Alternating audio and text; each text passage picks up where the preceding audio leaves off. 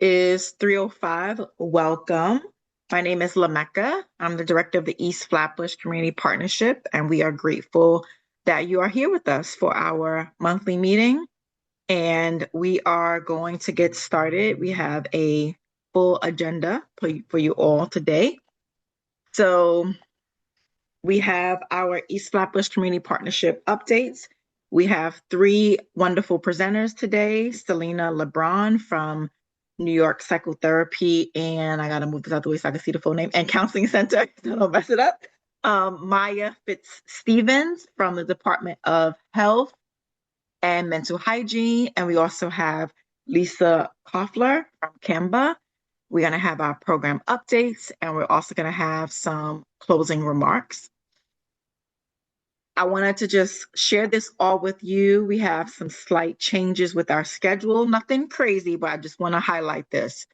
So we are going to be hybrid, meaning Zoom and at our location on Parkside Avenue in the months of June, September, and November. But for July, August, and October, we're only going to be meeting virtually. And then we're going to have our end of year celebration in December, which will be in person. And the location for that has not been determined yet. Okay.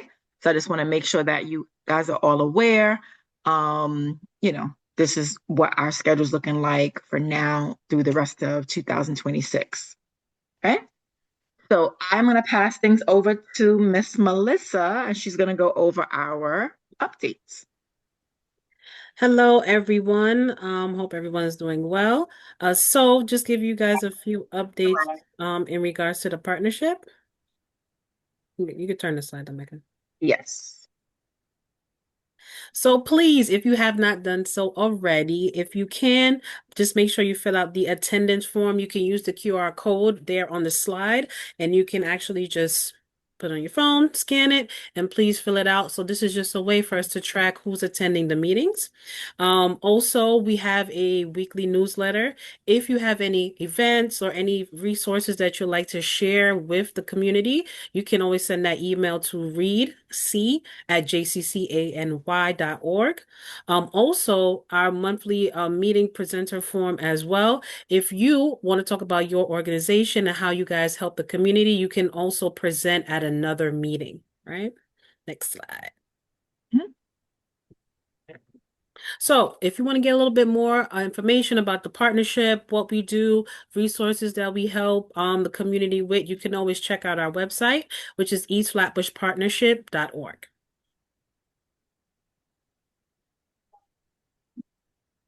So our monthly meeting, you guys know you logged on today, right? So if you could also share this with anyone else who you think can benefit from this information, or any other organizations that you think would also be a good fit for this meeting. Our meetings are every fourth Thursday, and it's from 3 to 5 p.m. Usually, like we said, when we do our hybrid, we actually there in person at My Time Inc., which is on Parkside Avenue. And our virtual open door. So this meeting is every second Thursday of each month at 7 p.m. This is where they get more information about local resources, opportunities, community network. So it's definitely geared towards the residents and trying to get them information like workshops and different things like that as well. Thank you so much, Melissa. I'm going to pass things over to Cindy, and she's going to go over our past events and upcoming events. Thank you. Past event, we hosted a Mother's Day brunch called Sweet Layers, where mothers in the community enjoyed a cake decorating activity, also with a mental health workshop. And this was in collaboration with Love and Kindness Wellness Services, Morris Height Health Center, and East Flatbush Community Partnership. East Flatbush Village. Sorry. Also, in collaboration with the Reeled After School program, we were also in collaboration for a Lego competition. The kids enjoyed creating Legos into robots and being able to remote do I guess make the robot move by remote last weekend, and the top three winners from first place to second place to third place, and we had some also nice other prizes like leadership and sportsmanship and stuff like that. So they really enjoyed that. Did not want to leave the space but had to, but they enjoyed their time. I'm sorry, 1 second. It's okay. Okay. Also last week we hosted the Nurture and Thrive community baby shower in collaboration with Brooklyn Commons, the council member Rita Joseph, Medcare, and the Earth app and Morris Height Health Community Center. This was way bigger crowd than we expected, but the families were served. Oh, I see Melissa's face. But families were served, received giveaways. We also provided that day a panel on mental health, and just a treat, they also received mini facials and manicures and hand massages. So it was a nice day just treating and giving away. For upcoming events, please help us spread the word. About to share them right now. So we have a Capture Your Story. It is a youth photography program for the ages of 13 to 18. The program has started so far. If any youths want to join, this will be their last weekend to join. After that, they would not be able to join because the other youth that have joined so far already started. So this is happening at Flatlands Reformed Church, located at 3931. So if you know any youth that's interested, we do have a few more spaces for them to join. You can encourage them to apply. I believe Melissa will be putting the flyer in the chat for us along with the registration link. They are walking through community, creating a story based on pictures of their community, and there will be a community expedition of the work they did on June 20th. So you want to stay connected for that, just displaying the work that they did during the last 6 weeks of the workshop. So please share that with any youth that you think will be interested. And then last, we have let me go back. I just want to highlight the collaborating partners for the youth program. For the youth program, we have the Josephine Herrick Project. They are the ones actually facilitating the photography workshop. They're using real cameras, and also in collaboration with Flatlands Reformed Church. Thanks, Lamecca. And then we returning with the family game nights with Flatlands Reformed Church on June 5th from 6 p.m. to 9 p.m., just giving families a time to engage of all ages. Last time we had the older aging population downstairs because they couldn't move around as much, but they enjoyed sitting down games and board games. And then a lot of the families and children enjoyed upstairs jumbo games and stuff like that. So it'll be another great time. Food will be provided. So please share with your families.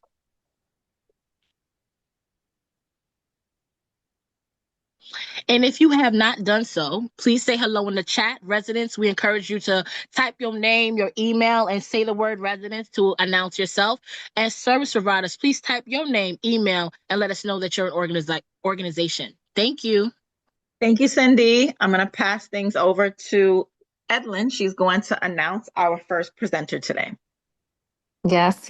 So good afternoon, everyone. So I will be pronouncing our first presenter for the afternoon, Selena LeBron, a senior community engagement specialist for the New York Psychotherapy and Counseling Center.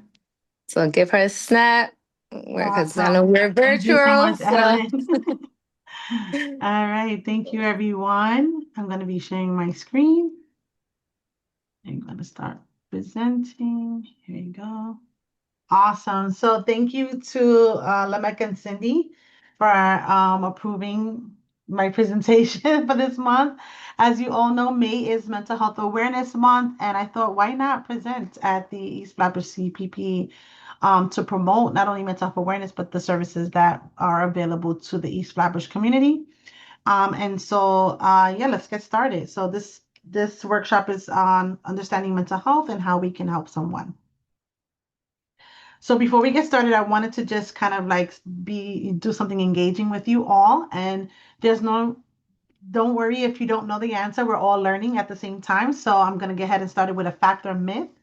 You can feel free to unmute yourself or write it in the chat. So the first one is all people with mental illnesses are dangerous. Is that a fact or myth? I see a lot of thumbs Myth. down. Right, that is correct. It is a myth. Just because you have a mental illness doesn't necessarily mean that you're dangerous, right?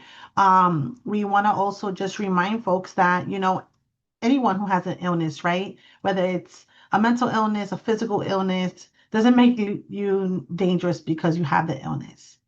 The second question is mental health does not affect children or adolescents. Is that a fact or myth?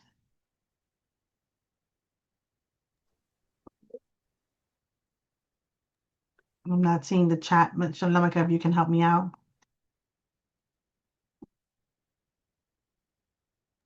And please feel Yes. free to So unmute yourself.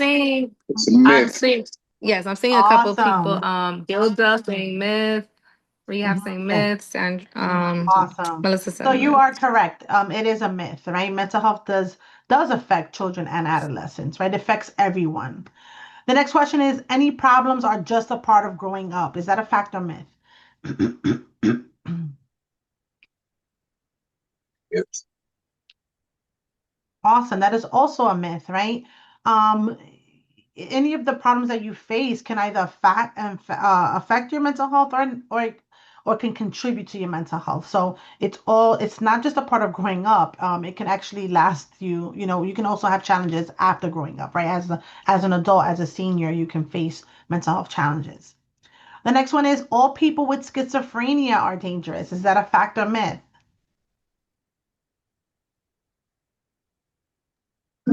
Myth. I have myth. Let's see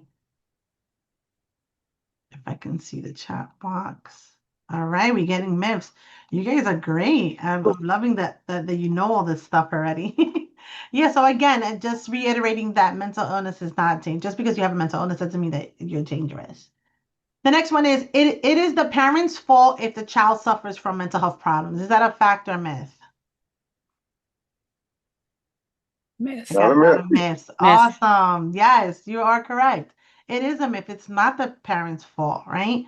As I mentioned, we all go through mental health challenges and sometimes we, have illnesses, but it's not the parent's fault.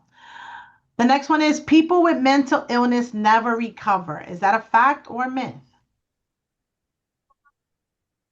Myth. Myth. Awesome. Awesome. Awesome. Awesome. That is correct. It is a myth. This is why we have services, available so that folks can take advantage of it, and get the help that they need so that they can recover or either live, a functional daily life. All right. The next one is stigma and discrimination discourage people from seeking professional help and treatment. Is that a fact True. or myth? Fact. Good answer. You are correct. It is a fact, right? There's lots of barriers, but one of the most common ones is the stigma and the discrimination. We're almost done here. The next one is most people living with mental illness lead productive lives despite challenges. Is that a fact or myth? Fact. Awesome. I see the facts coming in. They're rolling in. And you are correct. Again, if you are seeking the help that you need and you're sticking to your goal and your treatment plans, you can live a productive life despite your mental health challenges. Lastly, but not least, LGBTQ members are twice as likely as the general population to develop a mental health disorder. Is that a fact or myth? I see Elliot wrote fact. Some people are I saying think it's a myth. myth. Myth. Some people are saying facts. All right. So Venus and Elliot, you are correct. It is a fact. Because they're already dealing with, their identity and their gender identity and, being accepted in the community. And then also dealing with mental health challenges, they are twice as likely as a general population to develop a mental health disorder. So thank you so much for participating. You guys were great. All right, let me just exit this. Okay, here we go. So what is mental health? Mental health is your ability to function successfully in your everyday life, right? What are some of the things, and please feel free to mute yourself because I might when I do a workshop, I like to be engaging with everyone. So, what are some of the things that you think about that you do on a day-to-day basis? Like when you wake up in the morning, what is one of the first things that you do? Lamecca, I'm picking on you. What is one of the things that you do? Cook breakfast. Cook breakfast. Awesome. What is something else that you do in the morning, right before you go out? Maybe something that you do before breakfast. Brush my teeth. Brush your teeth. George, what do you do? Right? And brush my teeth and stretch. There you go, stretching, right? You brushing your teeth, Yes. kind of like you're caring for yourself right before you get the day started, right? And so that is what Yes. good mental health looks like. You're able to get up, you're able to brush your teeth, you know that you got to care for yourself. You got to make breakfast so that you can have a healthy, meal before you get your day started. So that's what it is. That's what it is. That everyone has mental health. Because I've heard people say, when you hear the word mental health, they're like, "Oh, I don't have that," and it's like, yes, you do. You have mental health and you have physical health, right? Some people have struggle with their mental health and some people have good mental health. And so, again, it also is the ability to develop healthy relationships and the ability to cope and adapt to different changes. So I also wanted to point out that there's a difference between having a mental health challenge and having a mental illness. There's two different things, right? We all, myself included, have mental health challenges. We live in New York City. That is a stressor. That is a challenge. We all deal with stressors, right? A mental illness is something that is the opposite of what we spoke about, right? It's a mental health disorder that can cause disturbances. So, for instance, someone who has a mental illness is not going to get up in the morning and be like, I got to brush my teeth. I got to make breakfast. I got to put on my clothes. I got to stretch. They're not thinking of any of that because it's causing a disturbance that allows them to, and this is why people get into, depression, and things of that nature, and they're not able to care for their hygiene, their self, their physical health. And this is why it's important that we understand what that means so that we can have a better understanding of what mental health is and the challenges and the illnesses. All right. So, why should we care about mental illness? Nearly 50 million adults, which is 20%, experienced a mental illness in 2019. Now, just think about this. This was right before the pandemic. So, can you imagine the numbers after the pandemic? And more than half of adults with mental illness do not receive treatment. That's over 27 million people. And over 2.5 million youth have severe major depression, right, which is 10.6%.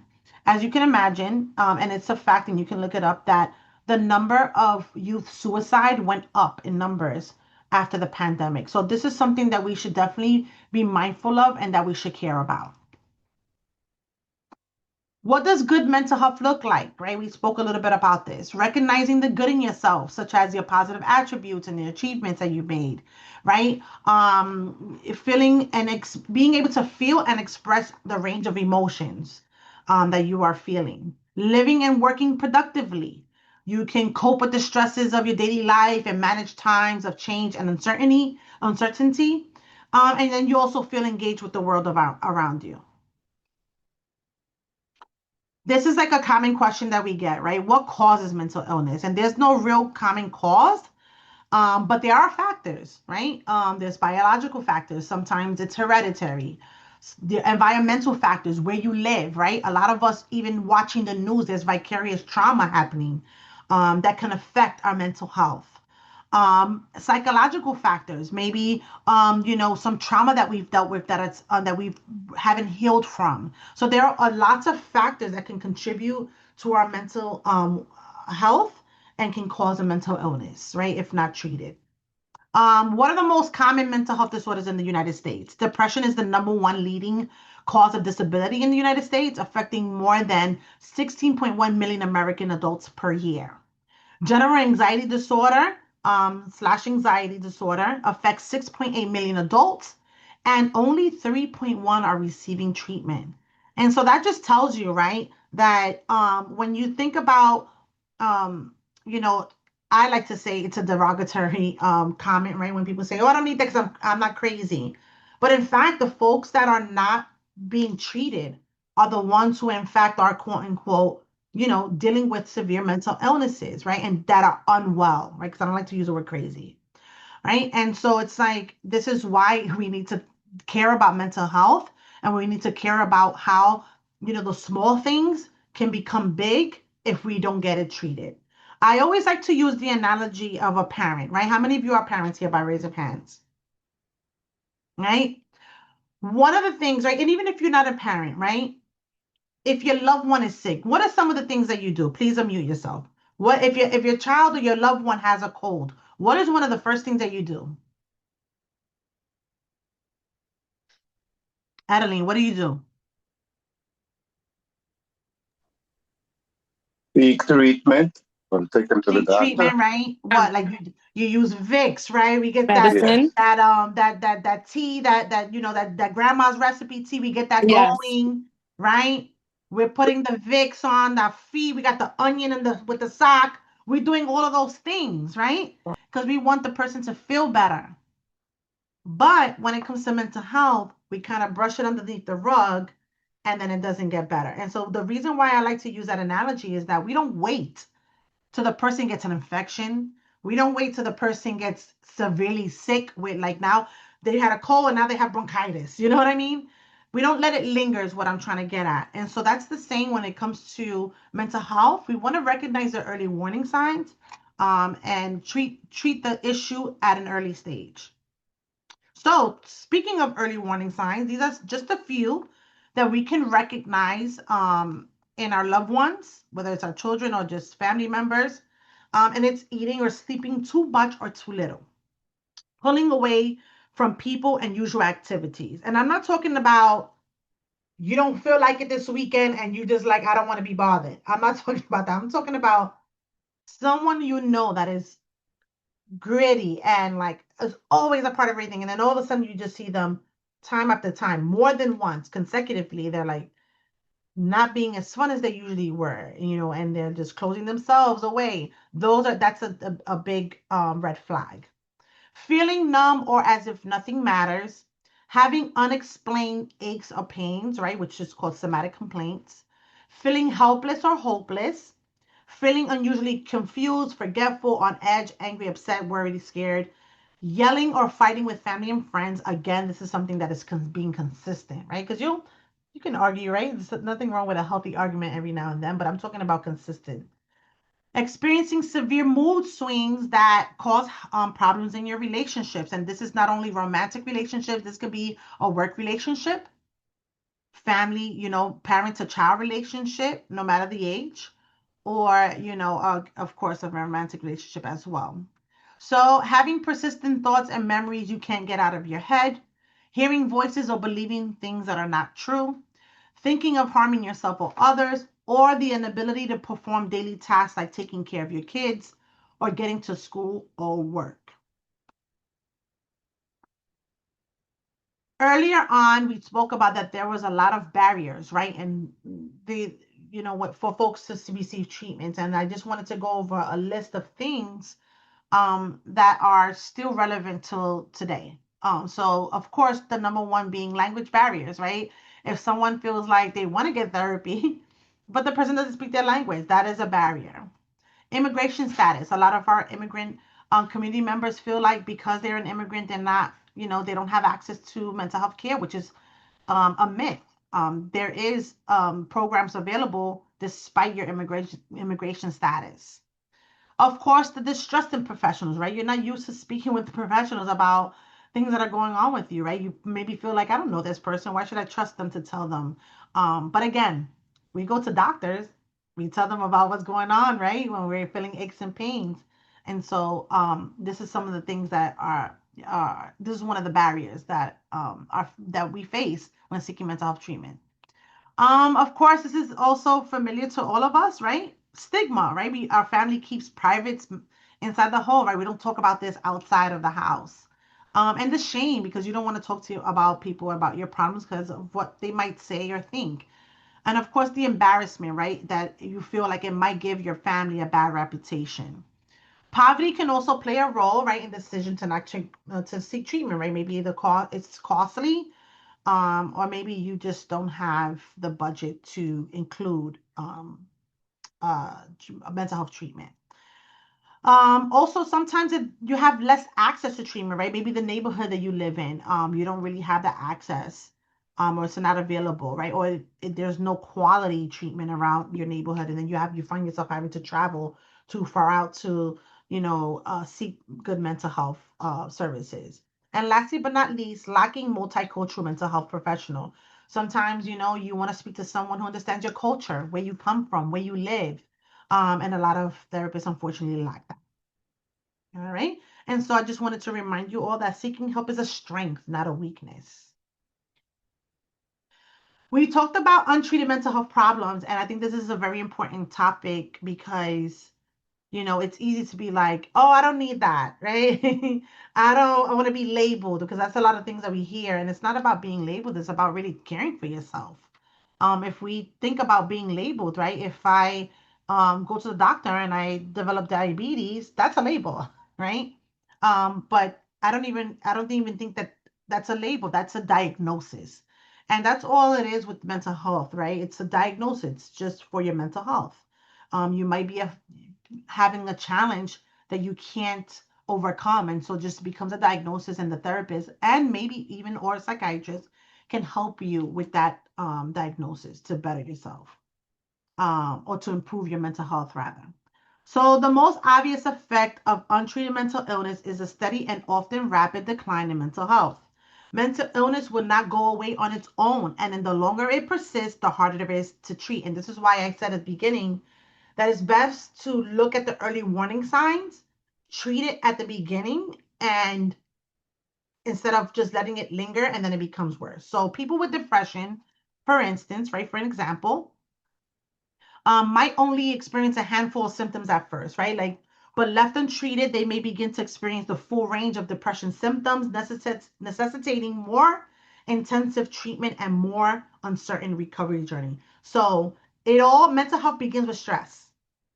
If you manage your stress, then you're able to, manage your challenges.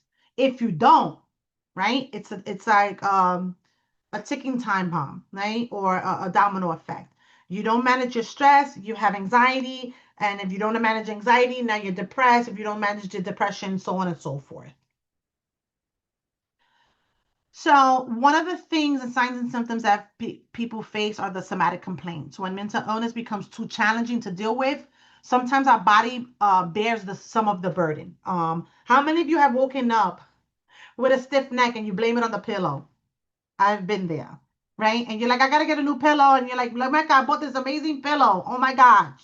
And then 2 weeks from now, I'm complaining about my neck again. It's not the pillow. Your body is talking to you. You probably are going through some type of stress and you're ignoring it, right? So you might involuntarily tense your muscles, leading to headaches, muscle pain, or maybe chronic stress will even lead to gastrointestinal distress. And this is why we always are reiterating that physical health and mental health go hand in hand, right? They're not apart from each other. Because Cindy, right, if I'm not taking care of my stress, guess what's happening? I'm not taking care of my hygiene. If I'm depressed, I'm not getting up to brush my teeth. I'm not getting up to,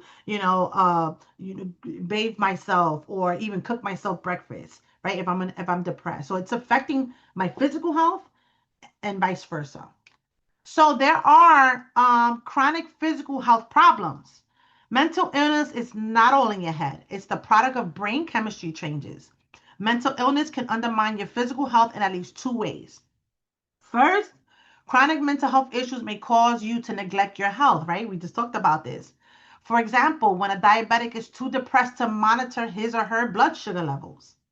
Second, mental illness can cause health problems all on its own. Chronic stress is associated with risk of heart attacks, stroke, obesity, premature death, and many other symptoms associated with mental illness can also lead to serious health issues. So you have it here. This is not stuff that we made up. You can look this up. These are all known facts. It also can affect your job, right? Because imagine if you're feeling stressed, if you're dealing with a lot of anxiety, it can take a toll on your work life, right? And potentially lose your job, right? mental illness can make it very difficult to cope with the demands of your daily life, right? So whether it's struggling to get out of bed for work because of depression or experiencing communication difficulties due to your schizophrenia, the longer a mental illness is left untreated, the more likely it is to interfere with your ability to do your job and effectively interact with others. This can lead to financial troubles, job loss, and potentially even homelessness. So this is serious stuff. Incarceration, we thought that this was also an important factor to mention because mental illness does not cause violence, as we mentioned in the fact or myth activity that we did. It does make it more difficult to conform to society's norms. For instance, a woman with PTSD can be pulled over by the police and may enter a flashback, causing her to behave in an apparently non-compliant manner. Anyone with depression may feel so sad that they're unable to muster the energy to maybe pay a traffic ticket and eventually leading to the issue of a warrant. 73% of female state prison inmates and 55% of men have a serious mental illness. Victimization and trauma. When your brain undermines your ability to react, feel happy, or think clearly, you're more vulnerable to victimization. This can set off a chain of reaction of victimization, followed by PTSD, followed by unusual behavior that leads to even more victimization. And people with mental illnesses are significantly more likely to be victimized than those of the general population. Suicide, of course, it's a touchy slide. So please, if you feel like you need to step away, please feel free to do so. But we do want to touch on this because it is something serious and it's something that we often don't talk about and we need to. So suicidal feelings can range from being preoccupied by abstract thoughts about ending your life or feeling that people would be better off without you, to thinking about methods of suicide or making clear plans to take your own life. Left untreated, mental illness can make life so intolerable and cloud your judgment so thoroughly that you see no way out and no hope. Life with mental illness is hard, and for some, it's unbearable. More than 90% of suicides are directly attributable to untreated mental illness. Operative word, untreated mental illness. Just want to remind any of you who may be feeling this way that you are not alone. So I just wanted to invite everyone to just take a deep breath right now because I know that's really heavy. One more time. All right. Everyone's good? Thumbs up? All right. So did you know that most people get information from the media?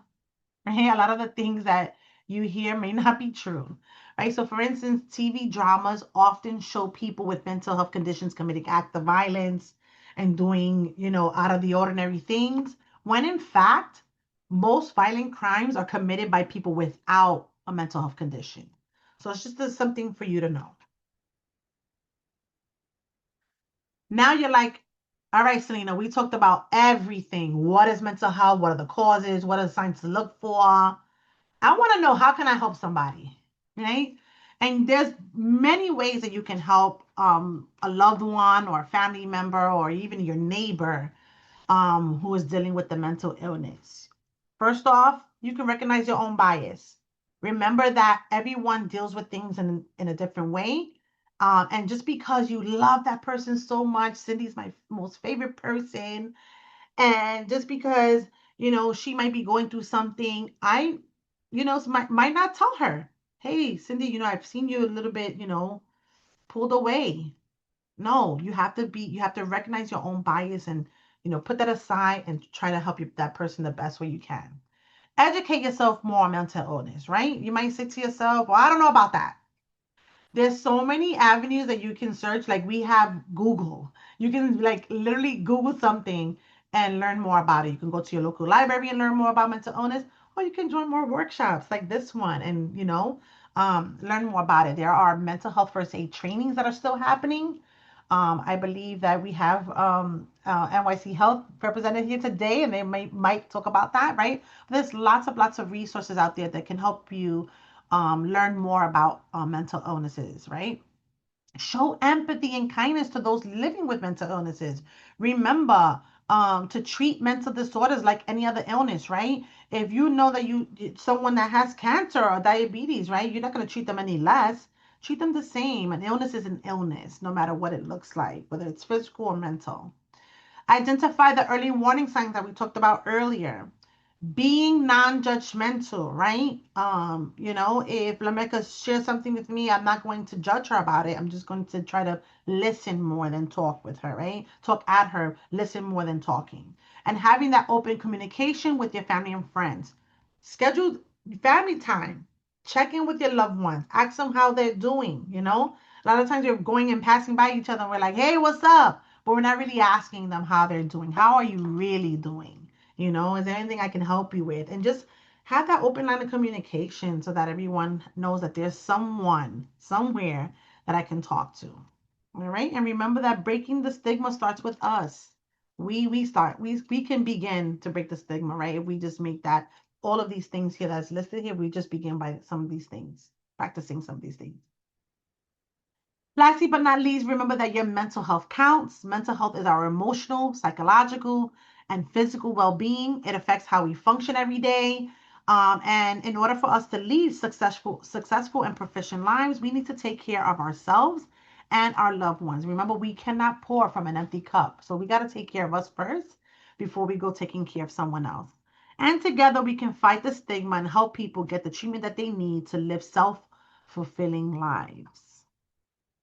And lastly but not least, if you feel like, Selena, I tried all the tips that you shared here and I still find myself struggling, seek professional help when you need it. All right. And speaking of professional help, NYPCC is here to help, all those from ages 3 to 100, we like to say, because we don't have a code of age for adults. But we provide mental health counseling services. We provide them either in person or virtual.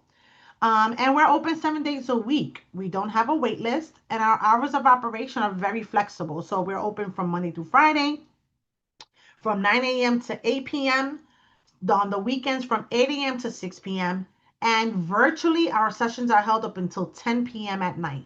So it's kind of like you have no excuse to make an appointment.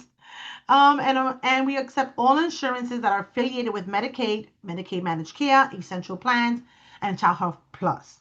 Unfortunately, we do not take any private insurances, but please still feel free to connect with me because we believe in connecting folks with mental health services, whether it's with us or not. We really want folks to get connected to services and care for their mental health. So again, even though we might not take the insurances, connect with us. We have a plethora of resources that we can connect them with.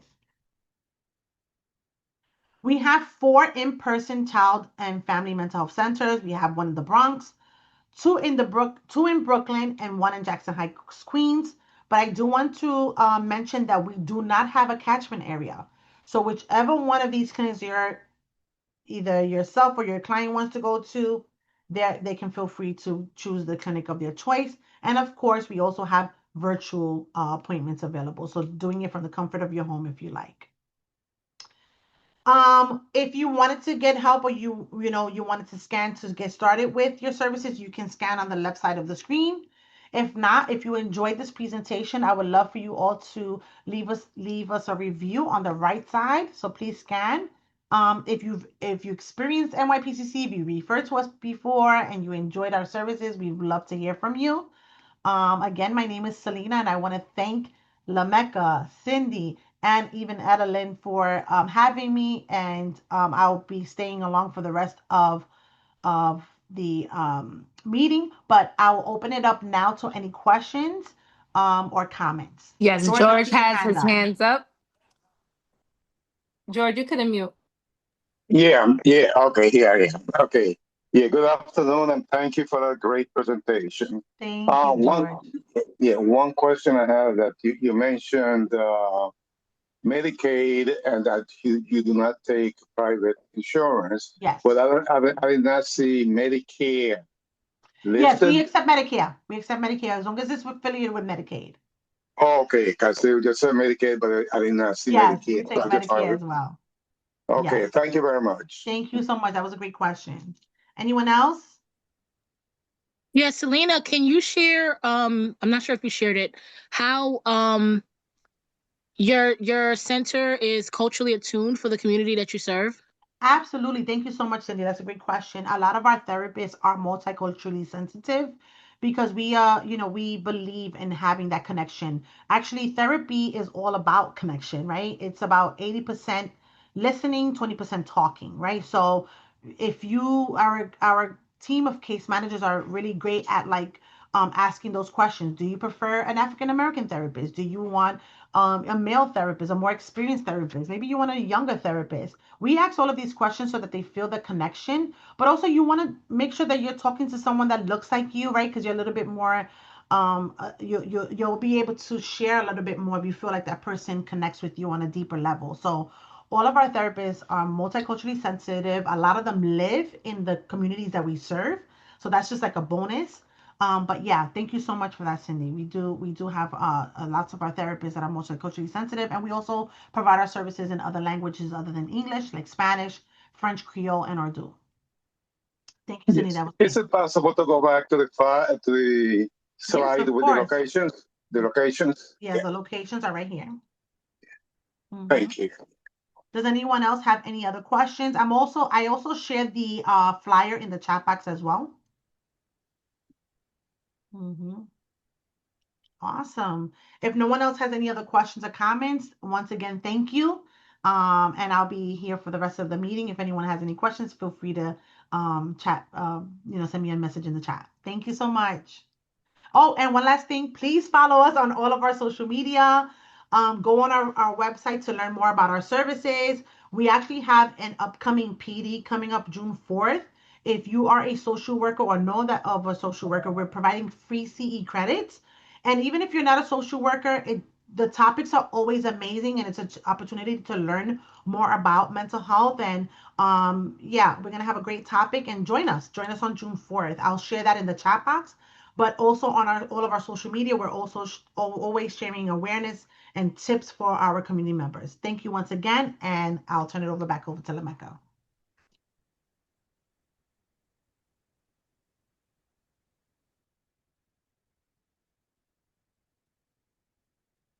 Thanks, Selena. Edlin's gonna introduce our next presenter. Yes, I will. But before we do that, hi everyone. If you are joining us or if you haven't joined us before, we would love for you guys to please fill out our monthly attendance form. I've dropped the link in the chat.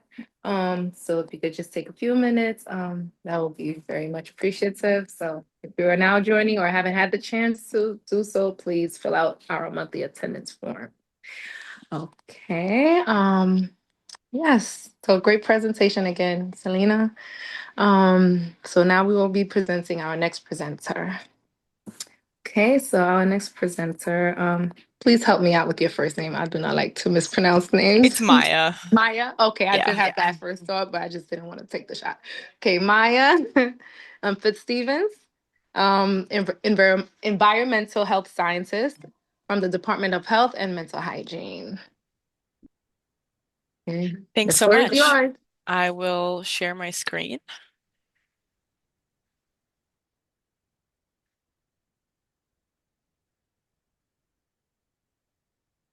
All right, do you guys see the slides? Okay, great. Hi everyone, I'm Maya Fitzstevens. I'm a scientist at the New York City Health Department. I'm very happy to be here today, and it's very pertinent to go after Selena's presentation about mental health because there's a lot of overlap with this topic too. So I'm here today to talk about skin lightening products and mercury. But before we dive into that topic, just want to introduce my team at the health department. So I'm in the Bureau of Environmental Disease Prevention, and I have a couple colleagues here as well today. So we do a lot of work on lead poisoning, but also other heavy metal exposures. So what my small team does is we identify hazardous consumer products that have been linked to lead poisonings and other heavy metal exposures. And then we actually go undercover shopping around New York City to buy those products and test them in a lab. And if products have levels of heavy metals above regulatory limits, we remove them from store shelves to prevent more people from being poisoned. And then we develop risk communication and do public outreach like I'm doing here today. This approach has led to many thousands. I think we just reached 40,000 consumer products that have been removed from store shelves because of these efforts. So the practice of skin lightening may need no introduction for many of you, but for those whom it does, skin lightening is a common practice around the world to achieve lighter skin tones. And this is a pervasive and deeply rooted practice based in colorism, which is prejudice in favor of lighter skin tones. Um, there's a lot of reasons for use. It can change based on the cultural context. Um, they can be for achieving beauty, family or cultural pressure, for lighter skin, marriage or career prospects. There's a huge global market for these products, and we do see evidence that there is widespread use around New York City. Um, and before I go on, just to state the obvious, I'm white. I'm sharing this content not from personal lived experience. What I know comes from research and study, um, attending public school in Rochester, New York, and living abroad in Sri Lanka and South Asia. So I'm really passionate about this topic, but I'm not the expert in the room. So if when you think of mercury, your mind goes to thermometers and like the silvery liquid that many people played with in school when they were young. You may be wondering why it's found in skin products. And the answer to that is because mercury in its inorganic form is added to skin products, and mercury actually stops the skin from making melanin. So unfortunately, it's very effective at the intended purpose of lightening the skin tone temporarily. If you do want to, if you have to use it continuously to achieve that lighter skin tone, which means more exposure, because mercury is a very toxic metal. And when that mercury is applied to the skin in skin products, it gets absorbed by your skin and then goes through your whole body. So it does affect many systems in the body. It's also found in fish and some health remedies as well. And yeah, it's highly toxic, as I mentioned. The kidney, the brain, and the liver are the most impacted organs, although pretty much every organ system in the body is impacted by mercury, similarly to lead. And also, like lead, exposure is especially harmful during pregnancy and with young children, because that early life exposure can lead to delayed neurodevelopment, low birth weight, and intellectual disabilities. And this little postcard here from the Minnesota Health Department is really great. It shows that the ways that you can be exposed to mercury from these creams. Um, so the creams, once they're on your skin, they can actually transfer to the skin of other people, including your baby, if you're breastfeeding, members of your family, items in your home. So this is not just an individual, but a family and household level exposure. And there's a lot of different symptoms of mercury exposure from these products. Um, they're usually neurological and neuropsychiatric, and they can also include skin issues as well. But not everyone who is exposed to mercury in these products experiences symptoms, which can make it even more tricky to diagnose and treat. And that's due to genetic factors. You maybe saw The Pit, the popular medical drama. There was an episode in the first season that covered this topic. And this is typically an issue that hardly gets any attention from the medical community. So it was a really big deal for us Mercury people that this issue got covered. Um, and in the show, in case you didn't see it, there was a beauty influencer who had a lot of different symptoms. Her behavior was really all over the place. She had was like seeing things that weren't there, memory problems, numb hands, or numb feet rather, shaking hands. Um, And another doctor who's a woman of color noticed white patches on her hands and asked if she used skin lightening products from other countries. And it turns out that that was the source of her issues. She was using a skin lightening product that contained mercury. Um, and this was a really pertinent episode because it really shows how um, easily misdiagnosed these symptoms are and how easily misdiagnosed they are for mental health issues. One of the doctors on the show was convinced that this was a psychiatric case and the patient just needed psychiatric care. So it really shows the challenges of diagnosing poisonings from these products. So we do work on this on an ongoing basis. So my team in New York, and we cover all 5 boroughs. We do undercover visits to beauty supply stores, pharmacies, like small ethnic grocery stores all over the city. We purchase products, send them to a lab for testing, and then any products with mercury above 1 part per million, which is the FDA guideline, are removed from store shelves. And when we're looking for what types of products to buy, we're looking for things that say like lightening, whitening, bleaching, but also like anti-aging creams.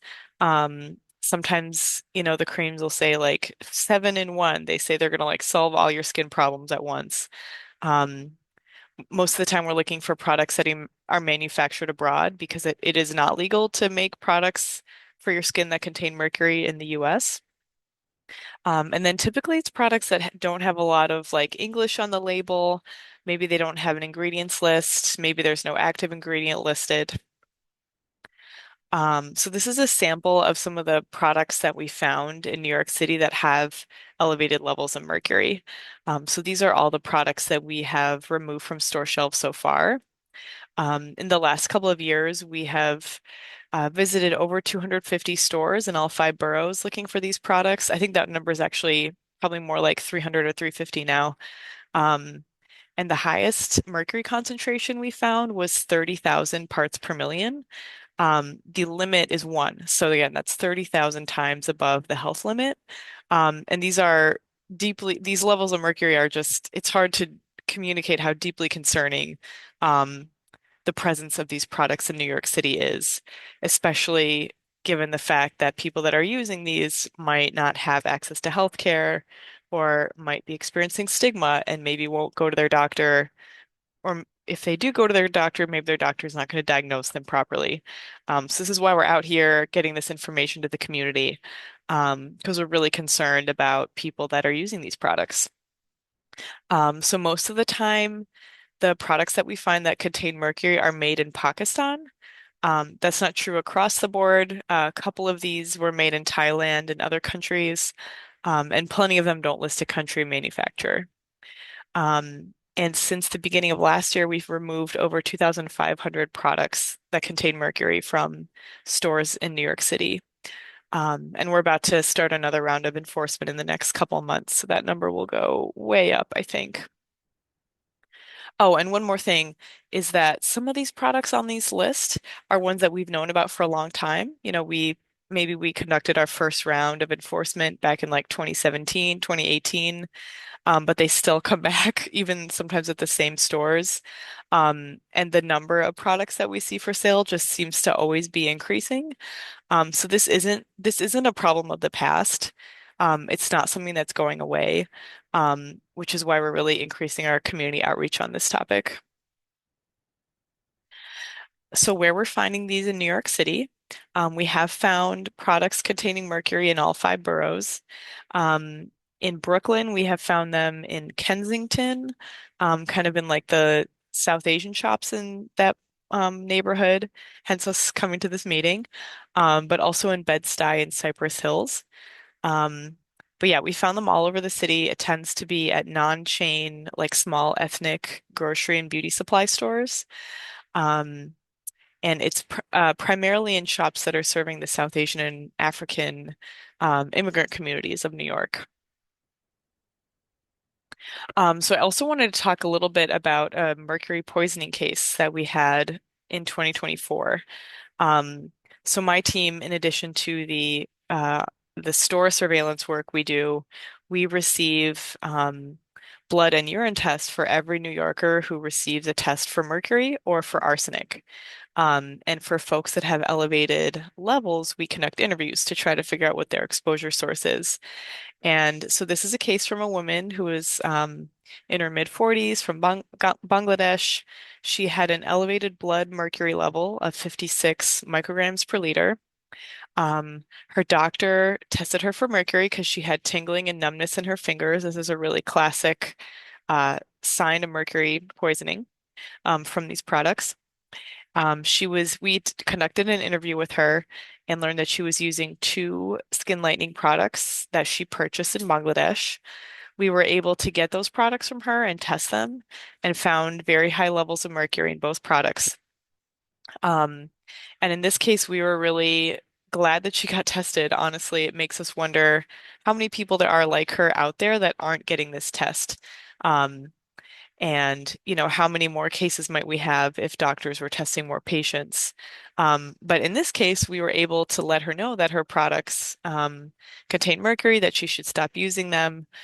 We weren't able to do a follow-up with her, but hopefully her levels have gone down. Um, and one of the good things about mercury is that if you remove your exposure source, your symptoms do go away, and your body does remove the mercury over time. So really removing the exposure source is the best treatment. So now getting into some of kind of the key messages around what can you do on this topic. And the first is figuring out how to identify dangerous products. This is tricky because most products, actually the vast majority of products that contain mercury don't list it as an ingredient. So that can make it a little bit harder to figure out which ones you should avoid. But our website lists a comprehensive list of all products that we've tested that contain mercury. And then our general guidance is to avoid products that are made abroad, especially from Pakistan and Thailand. Products that don't list active ingredients or have missing or incomplete ingredients lists. And then that products that claim to lighten the skin, treat freckles, wrinkles, age spots, acne, or uneven skin tone, or all of the above, as I mentioned. All the products on the screen do have high levels of mercury, and you can kind of see there's like the Parlay Beauty Cream, 10 problems, one solution. That's kind of a telltale sign for something to look out for. And then if you or someone you know has used these products, here's what you can do. Immediately stop using the product. As I said, removing that exposure is the main way to stop health effects. Ask your doctor for a mercury urine and blood test. Even if you don't have any symptoms, you could have an elevated level. And then to not throw these products in the trash. Mercury is a pollutant across the world. It actually cycles on a global scale. And if it goes in the garbage, it eventually gets into the environment. So if you have one of these in your home, place them in a sealed plastic bag and take them to a sanitation department's special drop-off site. They know about these products and they will collect them for you. And then to wash any hands and surfaces that have come into contact with these products. And then 311 and the Poison Center are always a resource for more information. Those calls get routed back to my team. So I'm just going to talk a little bit more about colorism. We do so much work on this topic, and over the years, you know, we've done a lot of work on the supply side, removing these products from shelves. But we also find it's really important to talk about why people are using these products. Um, so colorism, again, is discrimination based on skin tone, especially within ethnic groups, and the very problematic and harmful belief that lighter skin is better and more attractive. And there's a lot of different historical factors that result in this kind of being the global beauty standard, including colonialism, the influence of the media, and consumerism. In the US, there's a history of slavery that contributes strongly to this. Um, classism as well. So it's kind of any ism you can think of is involved in this issue, which can make it very tricky and complex. And I think it's really important to note that the impacts of on self-image can be really severe. And it cannot be overstated how powerful colorism can be in communities. And this is nothing new. So this is, on the right of the screen here is I think this ad is from the 60s. I know a lot of Jamaicans will be familiar with this like Natanola bleaching cream. We have Facebook advertisements with these sort of like classic before and after photos. And then, this like very light-skinned, I think this is this is a ad in Thailand. So it's like it's all over the world. There's lots of different contexts.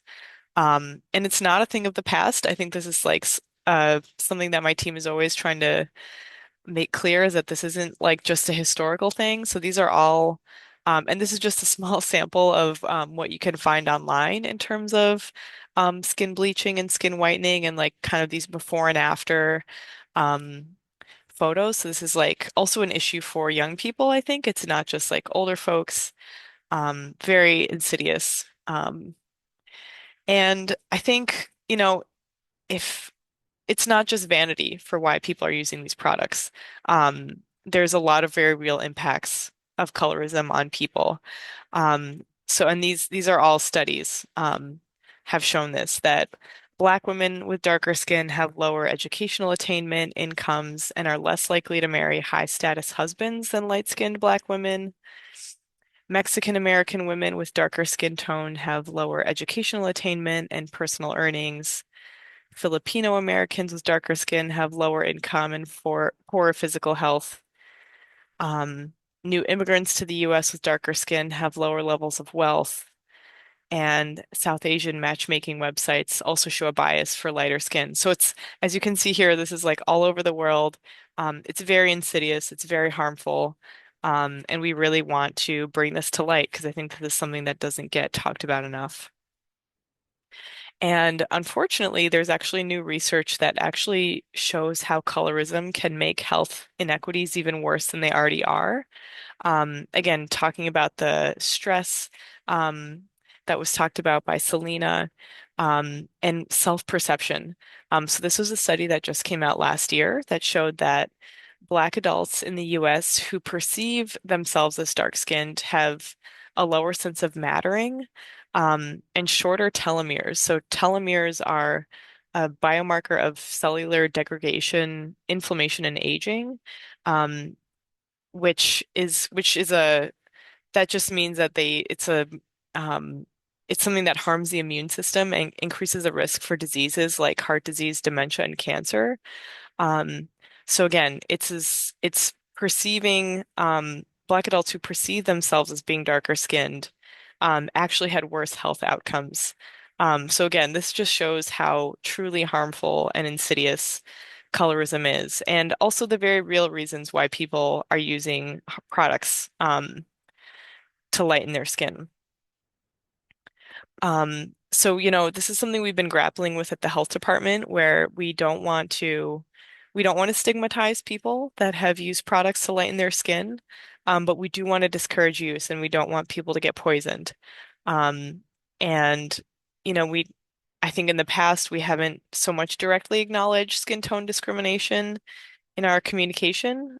So rather than shy away from the topic, we're trying something new now by really addressing the political and social realities of lighter skin, um, and to not ignore the reasons that people use these products. And yeah, so we're in the process of figuring that out. And at the health department, we're really lucky to have organizational leadership that acknowledges racism as a public health crisis, and recognizes structural racism as the root of health inequities.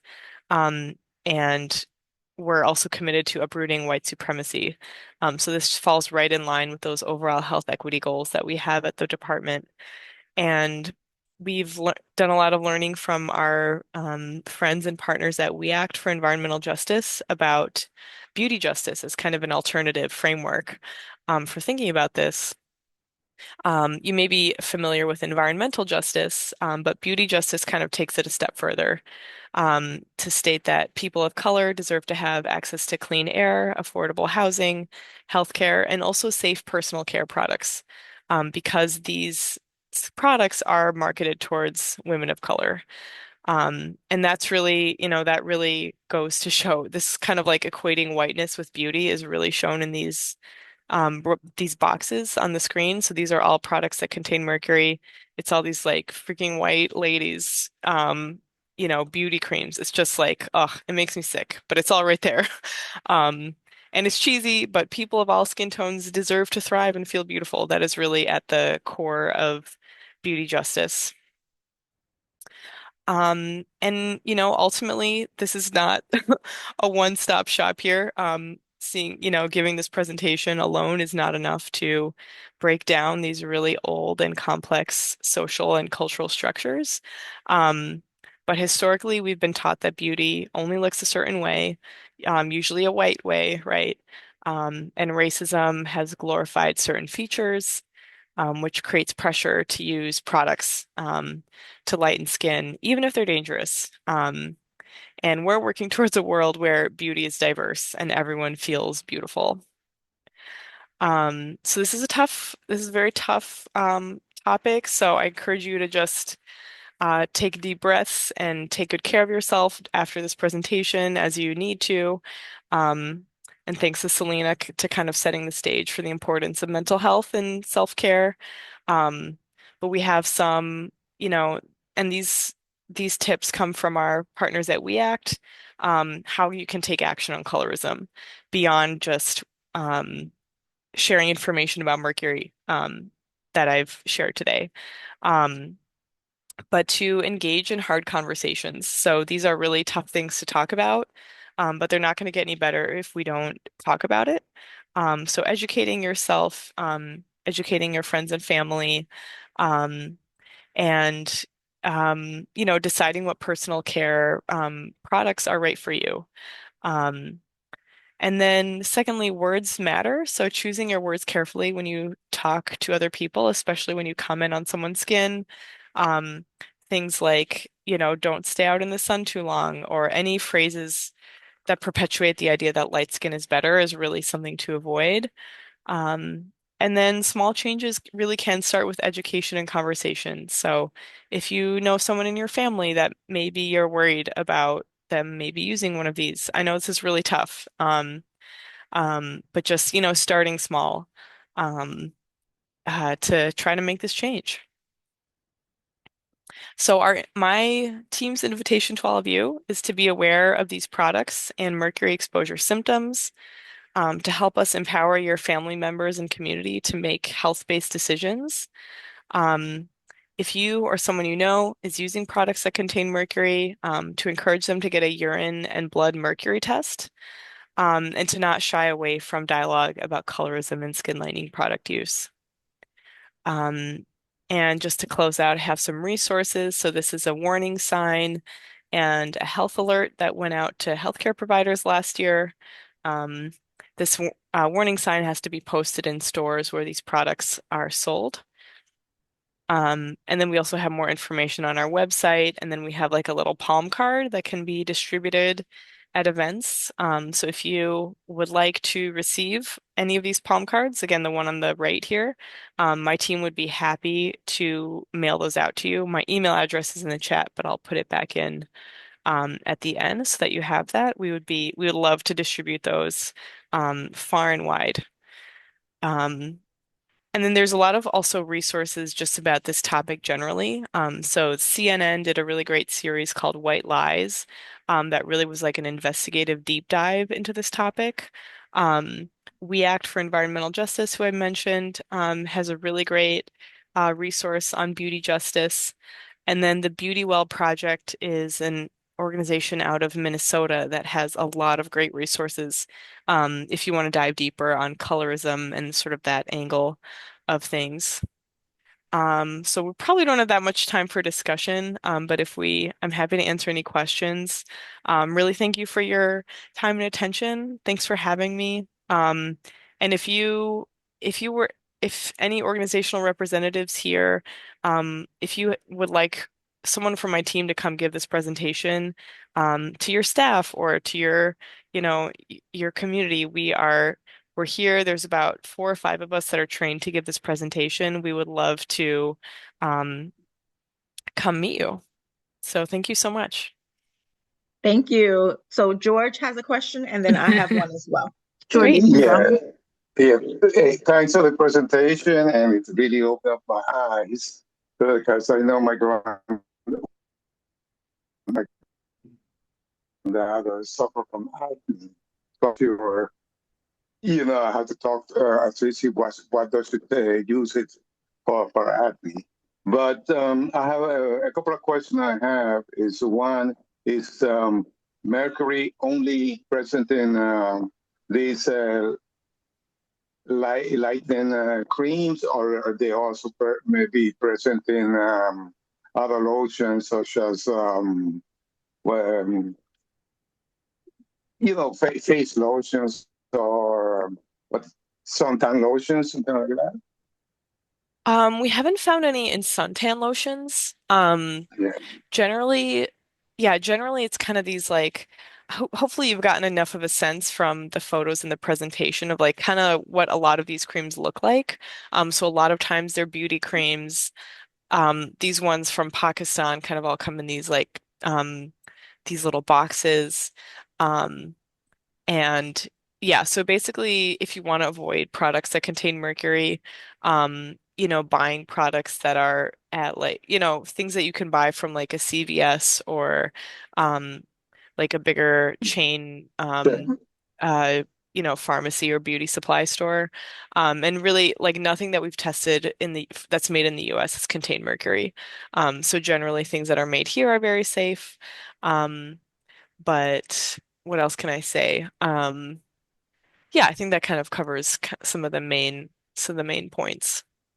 And as an old timer, I know in the past they used to use mercury for your in your denture.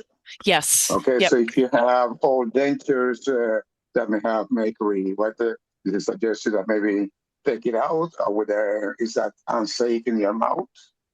That's a great question. Yeah, so for those of you who might not know, mercury was used in a lot of amalgams. So that's like fillings for cavities, basically. Um, From what I know on that topic, it's not recommended to remove them. Actually, removing them can kind of like expose you to more mercury than if you just keep them in your mouth. So I wouldn't lose sleep at night over mercury filling in your teeth.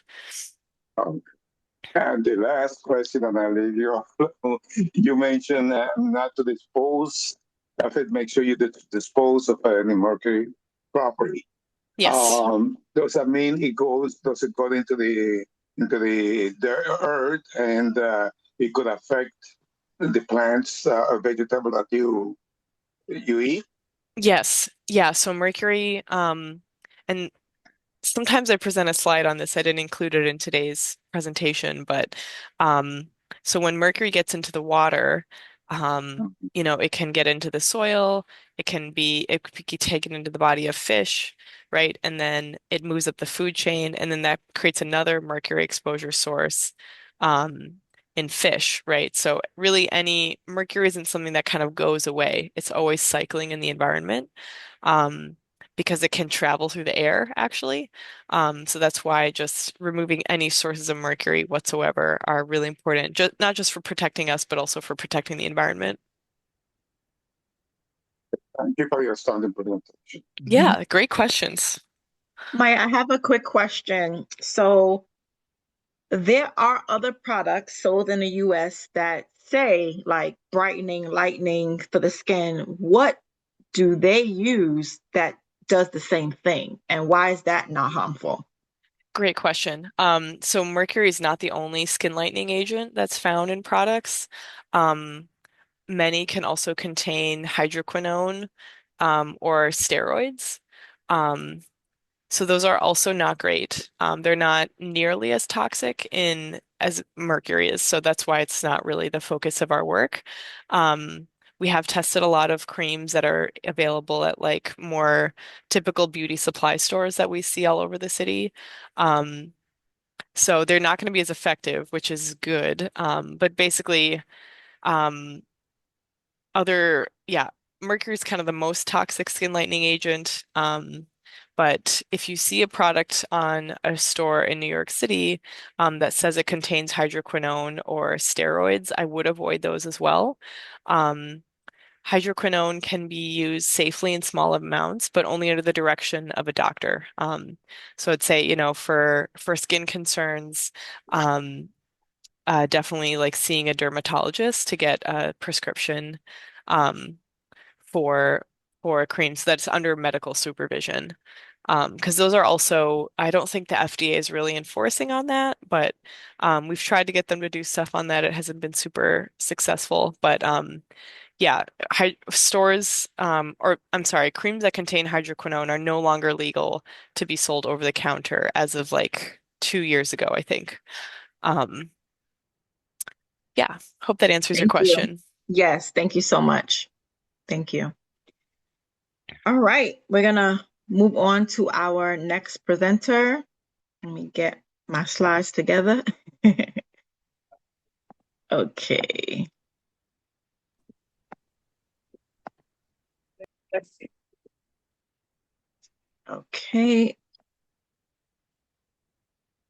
Here we go. Okay, Edlin, you can help us with our next presenter. Yes. All right. So for our next presenter, we have Lisa, who is the VP, HIV Prevention and Health Promotion from CAMBA, Brooklyn Youth Against Substance Misuse Coalition. Thank you. And I'm gonna get your slides up. 1 second. Just, they're not actually slides, it's a pitch deck, so you might have to help me scroll from image to image. Yeah, no problem. Okay, hold on. Let me try again. Okay, here we go. Okay, and let me just see if I can make it look as big as possible. One moment. Okay, I'll do. Okay, is that okay? I think that's okay. That's fine. Thank Okay, all right. you. Yes. I'm ready. Well, I really want to thank Lamecca and Cindy and everyone at the East Flatbush Community Partnership for allowing me to speak. As was mentioned, I'm with CAMBA and representing the Brooklyn YAS Coalition, stands for Youth Against Substance Misuse, and we are committed to creating community level change to prevent substance misuse in LGBTQ plus youth and young adults in Brooklyn. We're a diverse coalition comprised of organizations, agencies, businesses, parents, and LGBTQ plus youth working to create safe and affirming spaces, instill physical and psychological safety, reduce family conflict and rejection, and increase community attachment for LGBTQ plus youth. We have a lot of different initiatives which address these issues, but one of the ways that we do this is through arts-based programming for LGBTQ plus youth. And these programs provide outlets for creative expression where youth and young adults can explore their identities and find community in safe, affirming, and substance-free places. So if you could just scroll to the next one. What I want to talk about is one of our art projects, which is our mural. We partnered with Groundswell Community Mural Project and LGBTQ youth to create this mural, which the youth designed themselves. And its purpose really was to increase visibility of LGBTQ youth, to express their pride and their representation in public spaces. So we worked on this mural about a year ago, and we have had a lot of difficulty finding a wall for this mural. And that's why I've come to this meeting to see if anybody is interested in helping us to find a wall or has any connections to that. So I'll go through a little bit more about the details of the mural. So I don't know if I can do this myself. So basically about Groundswell, Groundswell Community Mural Project is a nonprofit which uses art as a tool for social change. They've been around for a long time, over 30 years. You've probably seen their murals around town because they've created over 700 murals in the 5 boroughs. They've worked with over 7,000 youth on these murals, and they've engaged collaboratively with over 800 community partners. So let's go to the next slide. So Canva, I'm sure many of you are familiar with Canva. We've been in the community a long time as well, since the 70s. We have 180 programs across 100 locations in the 5 boroughs. We serve almost 80,000 individuals and families each year, including 11,000 youth. And we have really a variety of services, including homelessness prevention and family support, after-school programs and youth development, supportive and affordable housing, immigration and legal services, workforce development, and programs that focus on the health and well-being of LGBTQIA youth and other communities. And those are some of the programs I oversee. So let's go to the next one. So as I said, this mural was designed by LGBTQ plus youth and young adults under the guidance of an LGBTQ teaching artist. And the teaching artist got themes from the youth about what they wanted the mural to represent. And so they wanted to focus on the affirmation of queer identity, solidarity between the younger LGBTQ community and the elders. And also they wanted to express a sense of hope, acceptance, and belonging in the community. And especially because of what's going on right now on the political scene, where LGBTQIA communities are being erased, especially trans communities, they really wanted to combat that and to celebrate LGBTQ leaders of color. Okay, so this is the teaching artist who worked with the youth to develop the mural. Their name is Yolande Delius. They've worked on a lot of murals over the years. And it really was a collaborative process, but with the youth leading the conversation. So, okay, so let's just go to the next one, because I'm going to show you the mural and describe all the different sort of meanings of the items on the mural. So as you can see, we have sort of these clouds and sky, and this is meant to represent the colors of the trans flag, which are pink, blue, and white. You can also see butterflies and dragonflies, and that symbolizes queer identity, especially metamorphosis in trans and non-binary identities. We have these trees. So the youth designed these solar punk trees and flowers, which are to represent harmony with nature, resilience, and hope for a more equitable future. And then you have the honoring of past and present LGBTQIA leaders of color. So you can see at the top, there's O'Shea Sibley. I don't know if you remember this, but in 2023, O'Shea, who was a dancer, was murdered in a gas station in Midwood. And so this is to honor that person. We also have Alec Vade Mano. I'm not even sure if I'm pronouncing their name correctly, but this is a gender nonconforming and trans feminine artist and activist. And then you have Bayard Rustin, who most people know, openly gay civil rights activist, who was one of the main organizers of the 1963 March on Washington. So this is what the mural looks like. So why even have this mural? Well, it beautifies and activates community spaces. It does create a visible statement of the fact that LGBTQIA residents belong in the community. It promotes inclusion, pride, and community dialogue. And by that, I want to reference that when we do the painting, if we do find a wall and, the day that we're going to paint the mural, we want to have the community come in and work with the youth to put up and paint the mural. So we'll be doing some community organizing, getting residents involved, and really creating a dialogue between all parties involved. This really demonstrates the leadership of the youth involved and their creativity, and it strengthens different identities throughout the neighborhood and solidifies community partnerships. So what we're looking for, we need a wall, right? And it should be an exterior public facing wall large enough for an approximately 150 square feet mural. So that's about 10 feet by 15 feet. We have some preferred catchment areas in central Brooklyn. That's Flatbush, East New York, Crown Heights, Prospect Lefferts Garden, or Bed-Stuy. And next slide. So we are asking anybody who volunteers their wall that they keep the mural up for at least 1 year. Ideally, it would be 5 years, but we understand things happen. So we just would like the minimum commitment of 1 year.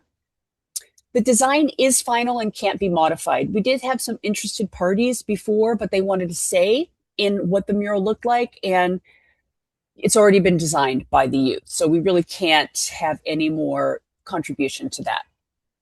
And the wall that we have has to be fully accessible so that the groundswell team can go in and put it up. So basically the costs and benefits, there are no costs to the person who provides the wall. The benefits include that it contributes to the beautification of the neighborhood. It really promotes youth empowerment and LGBTQIA inclusion, and recognizes the positive contributions of both the LGBTQIA youth and the community partners. And then another benefit for the person who donates the wall is that they could put their name and logo in the mural credit, so that would be included in the mural. So basically, this is an ask for anybody who has access to a wall, who would maybe be interested in taking that next step, talking to us about that, or if you have a connection that you think might be interested.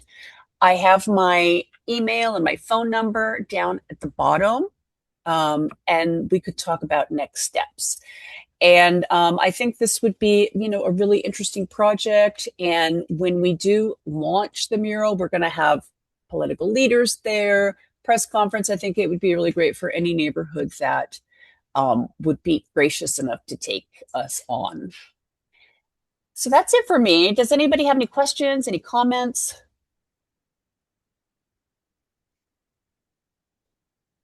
I have a question, Lisa. How long do you think it would take for the mural to be completed? Well, we already have the design. So it wouldn't take that long. The steps are basically just making sure that we have, the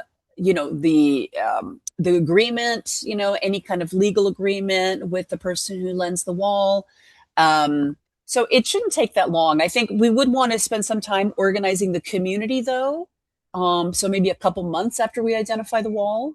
And we want to do it during a season where it's amenable, right? So that would be like not rainy, freezing winter. Right. Thank you. Mm-hmm. Any questions for Lisa? Okay, thank you. Thank you. Okay, I'm going to go back to sharing screen. One moment.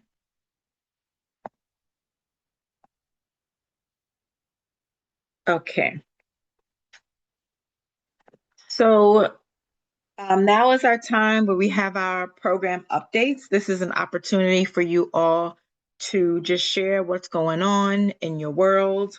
And if you want to share your screen, feel free. I just need to make you a co-host.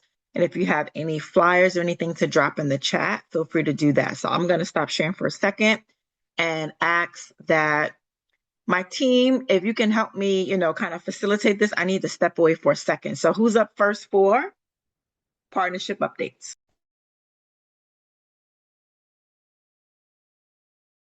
Feel free to unmute and share. Hi, everyone. So my name is Venus Canterbury. I am the Brooklyn coordinator for the CCRB. I see some familiar faces. Hey, Selena. So we are a city agency that independently investigates, mediates, and administratively prosecute allegations of police misconduct. So our jurisdiction is force, abuse of authority, discourtesy, and offensive language. You can always file a complaint via online at nyc.gov/CCRB complaint. And I'll also put in the chat flyers so that will show you how to file the complaint and the process of doing that. We also do CCRB informational presentations that go over a great amount of things like jurisdiction. So what does misconduct look like? Also goes over the different levels of street encounters. There's 3 levels, right? So just kind of knowing what officers are looking for during these encounters could be helpful. And also we go over the Right to Know Act that talks about consensual searches and stop and frisk. So I will actually put my director's contact info in the chat because tomorrow is my last day at the agency. Yes, I'm going to law school, so I go to these meetings sometimes, but it has been a pleasure working with you, Lamaka, Cindy, and Edlin, and everyone who's a community partner here. I really do appreciate the community. This has been a great learning experience for me. I'm also going to send out an email to all the community partners shortly, but I'll have my director, Jahai Rose, information in the chat. He will be kind of taking over these responsibilities going forward. But I thank you guys so much and take care. Thanks, Venus, and good luck in law school. Thank you. Okay, who else would like to share a program update?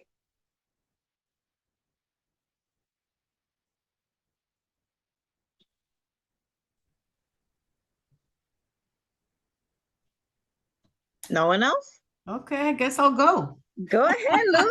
Hey, it's been a while. I'm so happy to join everyone. Beautiful presentations. I really enjoyed every single presentation, learned so much. And I commend everybody for a great work today.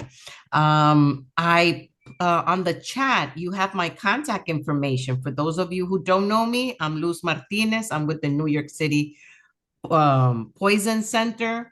And yes, there are many things that we can get poisoned with. So I encourage everyone. There's also a QR code that I posted on the chat. Take the time to watch that video. It's on YouTube and it comes in 7 different languages. If you happen to have a group that you don't know what to do with that group for 10 minutes, play the video. Everybody will learn so much. Okay. And if you want to contact me for webinars or in-person workshops, we're here to serve everybody. Thank you. Thank you. Anyone else would like to share a program update?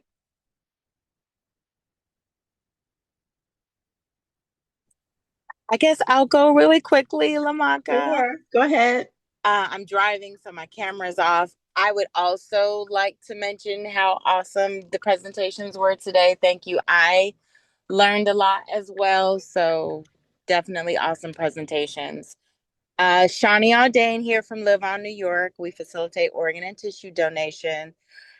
In October, we will be hosting several panels throughout the month with Juneteenth NYC for tissue donation. And who I will be looking for are women and men who have used tissue donation and breast reconstruction and gender affirming surgeries, burn victims who have used tissue donations. So I'm looking for folks who have used tissue donation in their organ donation journey for whatever reason. I'm looking for people to share their stories on a panel. So if you know anyone or if you yourself have been touched by a donation and tissue donation specifically, please reach out to me. I really would like to work with you and hear your story. Lamaka, I will get you a flyer or some sort of marketing for it.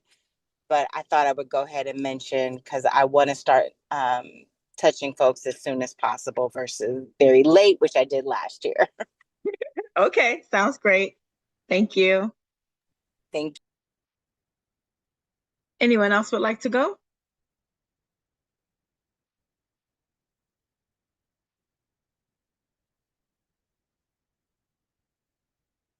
Okay, going once and going twice.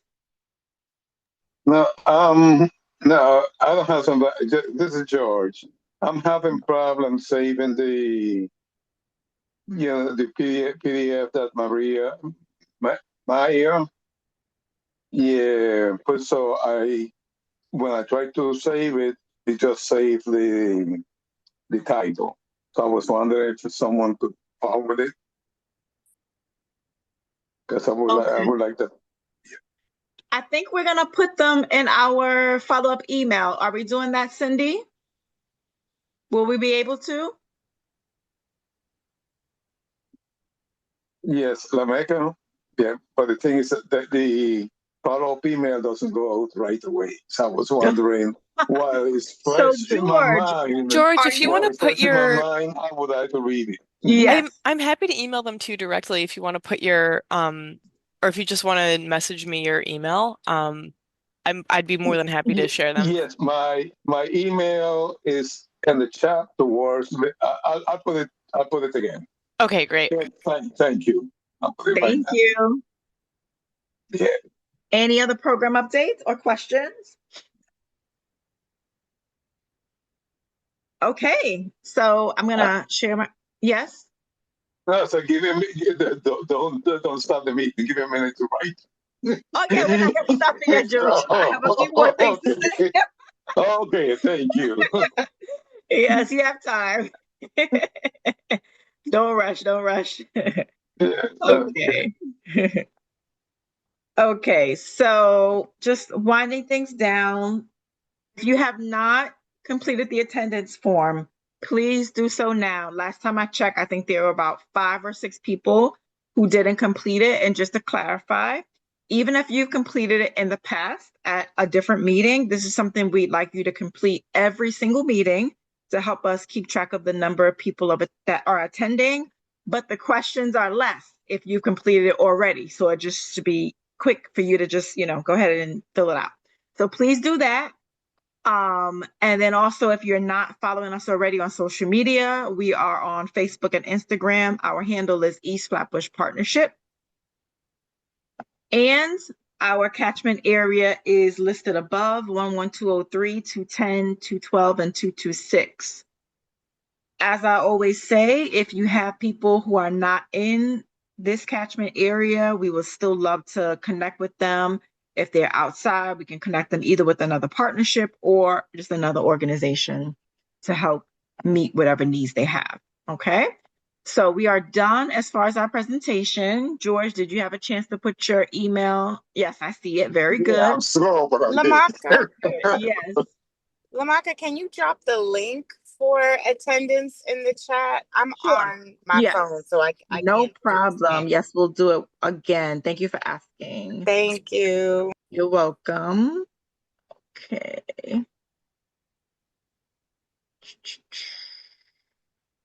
Any other questions anyone might have? We are done officially with the meeting, and I agree. I think every presentation was really good. Thank you, everyone. Thank you, everyone. Have a great week. Yes, you too. Edlin, can you drop Thank the you, link in the guys. chat Thank again? you. I'm having trouble Bye, finding it everyone. in the chat. Have a great weekend, everyone. Have a Please good don't week, leave guys. if You you didn't do too. attendance yet. Blessing everyone. Lamecca, do Okay, you I see meet it during now. the summer or? Yes, we do. Okay, Yes. thank you. Yes, yes, yes. Okay, I just put the link in the chat again. Those of you who didn't have a chance to do attendance, it's there now. I see it. Thank you. You're Yeah, welcome. I dropped it Okay. already. Thank you. Thank you so much, Oh, Edlin. Thank you. I'm related to the meeting. Just wonder if y'all gonna need help next week at Flaxon Reformed Church on the 5th. Do we need help, Cindy? I don't Well, know. I'll call her. Yeah, you can connect with her directly. Yeah, I'll connect that. All Okay. right. Thank All right. you. Take care. Bye-bye. All right, everyone. You guys have a great day. We appreciate you and see you next month. Bye, everyone.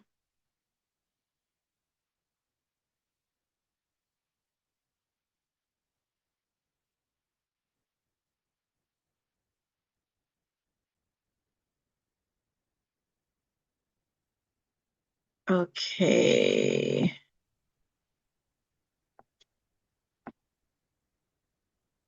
I'm just removing a couple.